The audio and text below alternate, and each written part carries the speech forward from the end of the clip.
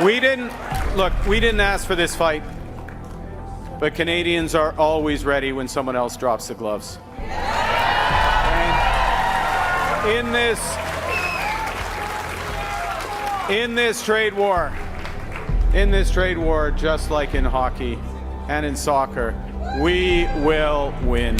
And this is why it is such a valuable export for Canada. In 2023, the U.S. produced about 400,000 tons of potash, but they consumed 5.3 million tons of it. Yeah. So what does its capacity to produce potash domestically look like? And I ask that because President Trump has talked about, I want automakers in the U.S., I want things made in the U.S. so that we're not importing from places like Canada, but can they?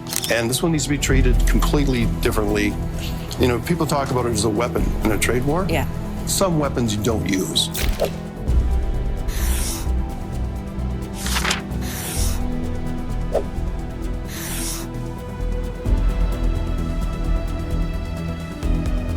American farmers are staring at a crisis they didn't create but now cannot escape.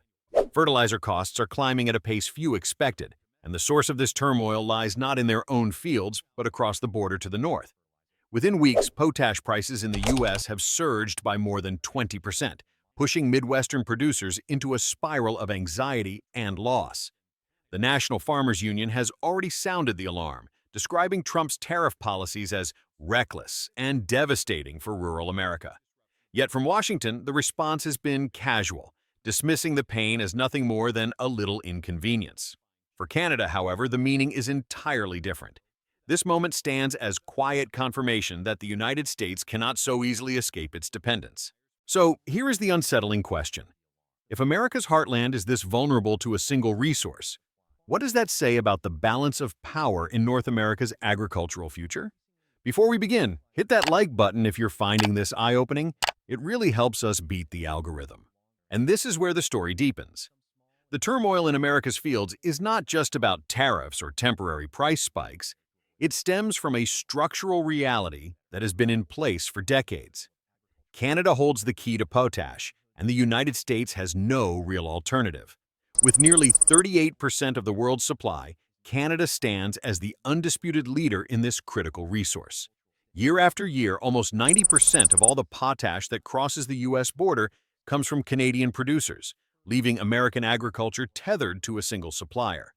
Meanwhile, domestic output barely covers a fraction of what the market demands, less than 10% of annual consumption, with no major mines ready to fill the gap. For years, Canada has been more than just a neighbor. It has been the unseen lung through which U.S. farming breathed. Now, with fertilizer costs soaring, that dependence is no longer invisible. It is impossible to ignore. If you've made it this far, you probably care. Consider subscribing to stay updated. If Canada's dominance in potash was already undeniable, Washington's next move only made the imbalance worse. By choosing the path of tariffs, the Trump administration inadvertently magnified America's vulnerability. The 25 to 35% duties slapped on Canadian potash didn't weaken Ottawa's hand. They sent fertilizer prices inside the U.S. soaring to levels many farmers could no longer absorb. Corn, soybeans, and wheat, staples of the American Midwest, were suddenly burdened with input costs spiraling out of control. What was supposed to be a strategy to pressure Canada instead became a policy that strangled American producers in their own fields. Meanwhile, north of the border, Canada could afford to stay composed. Officials and companies alike knew the U.S. lacked quick alternatives. Mines elsewhere were too small, too distant, or too politically unstable to replace the sheer volume that Canada supplied. From Ottawa's perspective, the tariffs looked less like a threat and more like America tightening the noose around its own agriculture. While Washington moved quickly with blunt tariffs, Ottawa opted for patience and precision. Canada resisted the temptation of a headline-grabbing retaliation that might unsettle global markets or weaken its reputation as a dependable partner. Instead, policymakers framed their actions as part of a longer game, quiet adjustments that revealed strength without the risks of open confrontation. Prime Minister Mark Carney set the tone with a carefully calibrated response. Counter-tariffs of only 8 to 10%, applied selectively rather than across the board. This approach sent a message that Canada would not be bullied, yet it also avoided igniting a spiral of escalation that could have harmed both sides. By keeping the measures limited, Ottawa preserved room to maneuver while demonstrating that it had options beyond passivity. Foreign Minister Melanie Joly widened the frame by pointing to energy as an untapped lever. With roughly 4 million barrels of Canadian oil flowing into the U.S. every single day, energy was more than a commodity. It was a lifeline. Joly's remarks did not threaten an immediate cutoff, but the implication was clear. Should pressure mount, Ottawa had the means to recalibrate not only trade, but America's very sense of security. The brilliance of the strategy was in its restraint. Canada did not need to shout, punish, or provoke. By remaining composed, it let America's vulnerabilities surface on their own.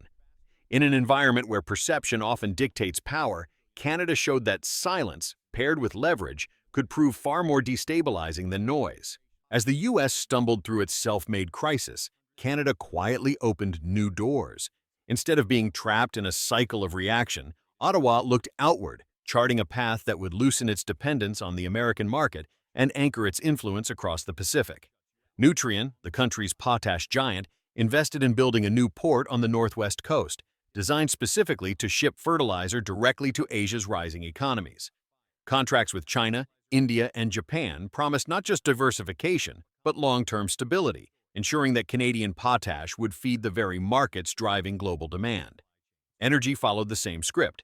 The $40 billion LNG Canada project offered a direct lifeline to Asia, cutting delivery times to as little as 10 days.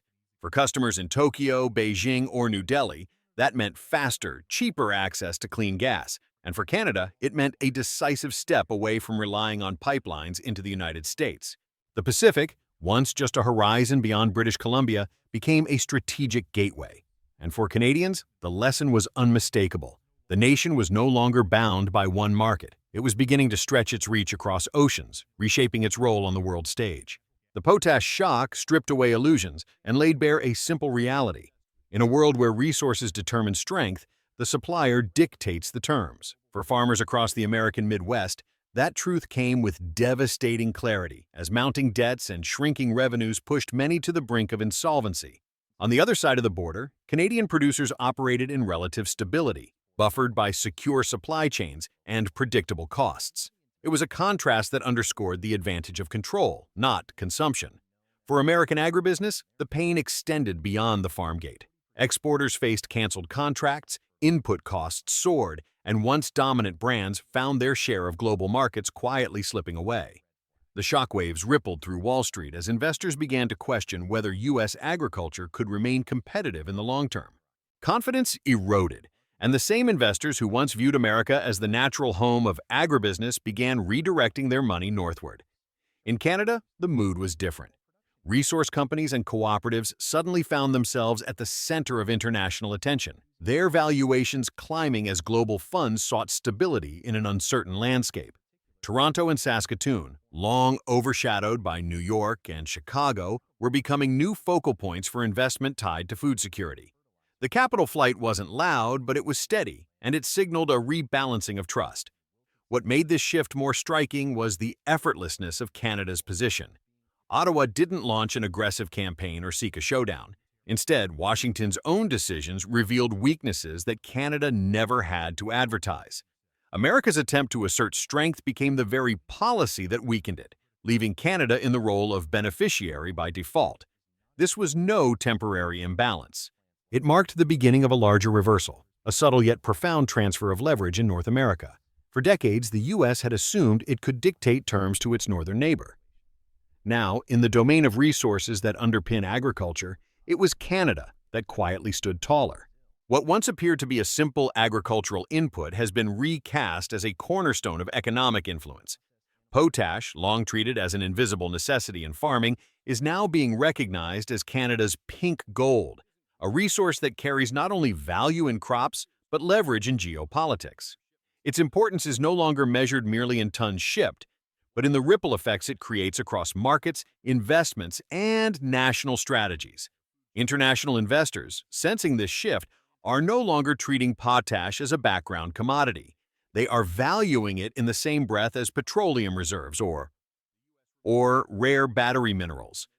Capital is flowing into Canadian mining companies, not for short-term gains, but for decades-long security. For pension funds, sovereign wealth funds, and private equity groups alike, potash has become a hedge against volatility, a bet on the enduring demand for food in a world of growing scarcity. This revaluation has pushed potash into the elite circle of strategic assets. Alongside crude oil and lithium, it now defines how governments and corporations think about resilience. But Canada's advantage doesn't stop at one resource. It is amplified by the interconnection of three. Fertilizer, food, and fuel form a triad of strategic commodities, each reinforcing the other, together shaping how countries will secure their futures in the decades to come. For Canadians, this moment carries more weight than a surge in export revenue. It marks the recognition that they are holding a currency of influence, a resource that translates directly into bargaining power on the world stage. In an era where scarcity defines strategy, potash has transformed from a hidden ingredient in farming to a geopolitical instrument capable of rewriting Canada's role in the global order. The potash crisis unfolding south of the border is not just America's problem, it is a lesson for every nation that depends too heavily on a single supplier. When Washington lost control of its own supply chain, the consequences were immediate and severe: soaring costs, broken trust, and fields at risk of collapse. Canada's role in this moment goes beyond being a trade partner. It is stepping into the position of game setter, showing that in the modern economy, the power lies with those who hold the resources that others cannot easily replace. A new order is taking shape, one defined not by political speeches but by control over fertilizer, food, and fuel. And that leaves Canadians with a question as much as an opportunity. How will this advantage be used? Will potash and energy remain quiet levers of stability, or could they become the foundation for a larger role in shaping the 21st century? This crisis may look like a clash over tariffs, but beneath it lies a deeper truth about the future. Whoever commands the resources commands the rules. Canada has proven it can turn quiet strength into global leverage, but how far should it go in using that influence? And more importantly, what happens to the world if others fail to secure the same? Thanks for sticking around. If you found this valuable, like and subscribe to support more content like this.